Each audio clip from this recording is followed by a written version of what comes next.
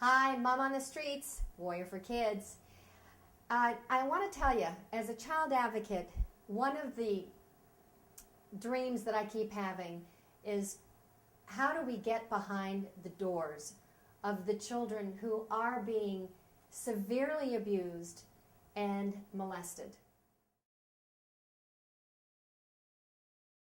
I asked my friend, who has been a child behavior specialist for over 20 years, Dr. Kathleen Van Antwerp, what would you say to an abuser to stop them from hurting a child? I respond this way. Your question is so simple and so direct and straightforward, and it would appear that there would be a simple, direct, straightforward answer. And in reality, the issue of child abuse is very complex, intolerable, yet complex. And so our job is to really look at each situation individually, to look at the complexity of that situation. How would I respond to an abuser depends on who the abuser is in the child's life, depends on the age of the abuser, depends on the type of abuse. All of those things taken into consideration. Basically, behavior is a form of communication. And someone who is abusing a child is using this abusive behavior to communicate their anger, their frustration, their hatred, whatever they're trying to communicate.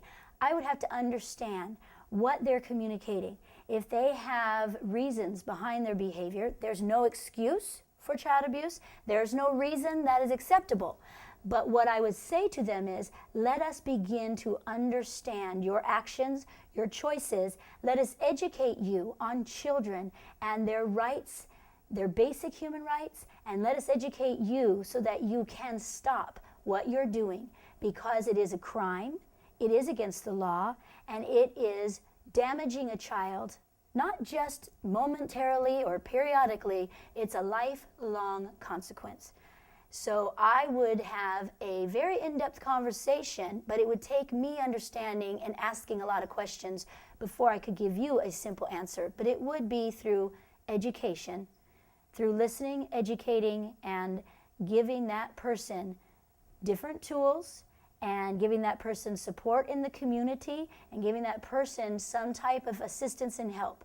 Now, if any abuse is unacceptable, and so we must begin by separating the abuser from the child and making sure the child is safe while we then discuss and help this abuser stop what they're doing.